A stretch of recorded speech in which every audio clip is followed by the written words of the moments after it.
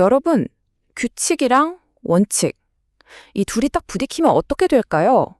오늘은요, 진짜 흥미로운 이야기 하나를 보면서 이 근본적인 질문에 대해 한번 깊이 들어가 보려고 합니다.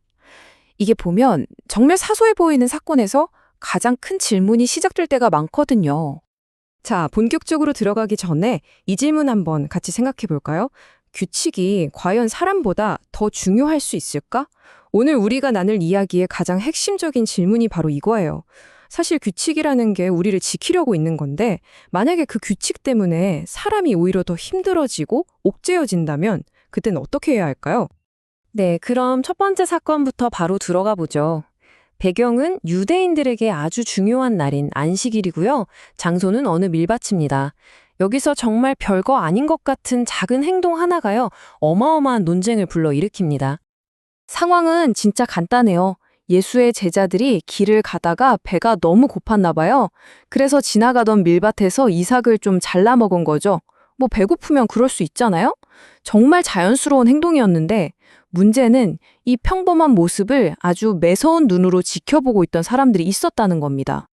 자, 바로 이 지점에서 충돌이 일어나는 거예요. 바리새인들이 보기에는요, 제자들이 이삭을 자른 건 추수고, 손으로 비벼 먹은 건 탈곡이라는 거죠.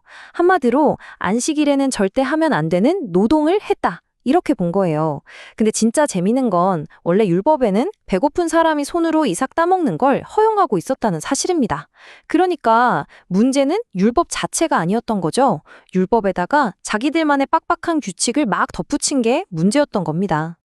자, 그럼 이제 예수의 반론을 들어볼 차례죠. 근데 여기서 예수는 이 조항은 이렇고 저 조항은 저렇다, 이런 식으로 자잘하게 따지고 들지 않아요. 그 대신에 아예 논쟁의 판을 바꿔버립니다. 한 차원 더 높은 원칙, 그러니까 율법의 진짜 정신이 뭔지에 대해서 이야기하기 시작하는 거죠.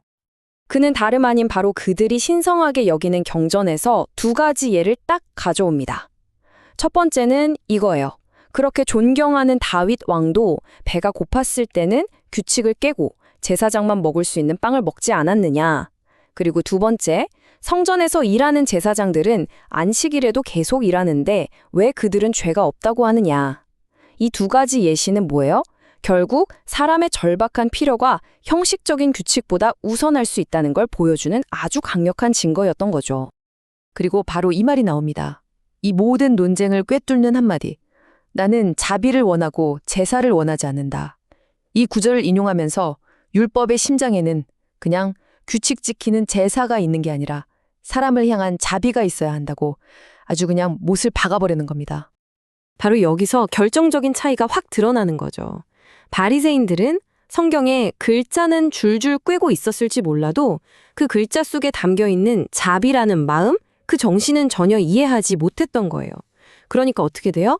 사람을 살리기 위해 있는 율법을 가지고 오히려 죄 없는 사람을 죄인으로 만드는 이런 아이러니한 상황에 빠지게 된 거죠. 이야기는 여기서 끝나지 않습니다. 오히려 논쟁이 훨씬 더 날카로워져요. 두 번째 대결이 펼쳐지는데 이번엔 장소가 회당 아닙니다. 그리고 판돈, 그러니까 이 대결에 걸린 게 훨씬 더 커졌어요. 이제는 한 사람의 인생, 어쩌면 목숨이 걸린 시험대가 딱 차려진 겁니다. 예수님이 회당에 딱 들어갔는데 거기에 손이 마른 사람, 그러니까 한쪽 손을 아예 쓰지 못하는 분이 계셨어요. 근데 여러 자료를 보면요, 이게 그냥 우연히 거기 있었던 게 아닐 가능성이 아주 높다고 합니다. 누군가가 예수를 함정에 빠뜨리려고 일부러 그 사람을 거기에 데려다 놓은 거죠. 왜냐? 예수가 아픈 사람을 보면 그냥 지나치지 못할 거라는 걸 너무 잘 알고 있었기 때문이에요. 이게 얼마나 심각한 상황이었는지 우리가 좀 알아야 해요. 당시 바리새인들의 규칙으로는 안식일에 병을 고쳐주는 건 빼도 박도 못하는 노동이었어요. 근데 안식일에 일하는 건 그냥 규칙 위반 수준이 아니라 사형에 처해질 수도 있는 엄청난 중죄였다는 거죠. 그러니까 지금 예수는 사람을 살릴 것이냐 아니면 죽음의 위협 앞에서 물러설 것이냐, 피할 수 없는 선택의 순간에 놓인 겁니다. 바로 그 순간, 이 질문이 날아옵니다. 안식일에 선한 일을 하는 게 맞습니까? 틀립니까?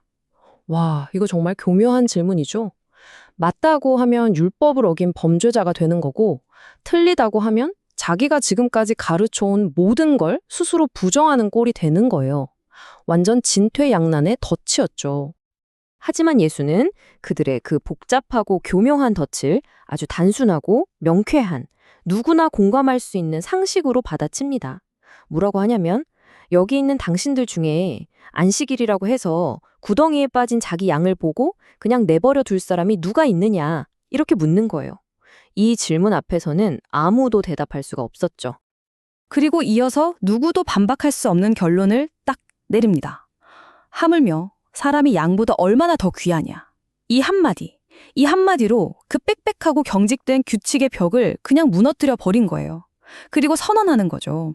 인간의 생명과 존엄성이 그 어떤 규칙보다 위에 있다는 이 위대한 원칙을요. 자, 이제 이 모든 사건이 어떻게 마무리되는지 보겠습니다. 한 사람의 마비되었던 손이 회복되는 이 놀라운 순간 앞에서 사람들의 반응이 정말 극명하게 갈립니다. 이건 단순히 생각이 다르네 정도의 문제가 아니었어요. 말 그대로 생명의 길과 죽음의 길, 두 갈래길 중 하나를 선택하는 모습을 보여줍니다. 이 장면이 모든 걸 정말 선명하게 보여주죠. 보세요. 한쪽에서는 어떻게 하면 저 사람을 죽일까? 생명을 없앨 방법을 의논하고 있는데 바로 그 순간 다른 한쪽에서는 생명력을 잃고 말라 비틀어졌던 한 사람의 손이 회복되고 있었어요. 정말 한쪽은 죽음을 향해 걸어가고 다른 한쪽은 생명을 향해 나아가는 너무나 다른 두 길이었던 겁니다. 결국 이 이야기는 두 가지 마음 혹은 두 가지 영의 충돌이라고 볼 수 있어요. 하나의 마음은 뭐냐면 차가운 법의 잣대를 들이대서 판단하고 넌 틀렸다고 정죄하고 작은 생명의 불씨마저 꺼버리려고 하는 그런 마음이고요. 다른 하나의 마음은 연약한 걸 부드럽게 감싸주고 상처를 고쳐주고 꺼져가는 생명을 어떻게든 다시 살려내려는 그런 마음인 거죠. 오늘 이야기의 마지막은 바로 이 구절로 장식됩니다. 상한 갈대를 꺾지 않으며 꺼져가는 심지를 끄지 않을 것이다. 이 말이 뭘 의미할까요? 진짜 강한 힘은 뭔가를 부수고 판단하는 데서 나오는 게 아니라 가장 약한 것을 지켜주고 다시 살려내는 그 자비와 온유함에 있다는 걸 보여주는 것 같아요. 규칙이라는 이름으로 꺼져가는 심지를 훅 불어 끄는 대신에 그 작은 심지에 조심스럽게 다시 불을 붙여주는 것. 어쩌면 이게 오늘날 우리 모두가 수많은 규칙과 원칙 사이에서 고민할 때 놓치지 말아야 할 가장 소중한 가치가 아닐까요?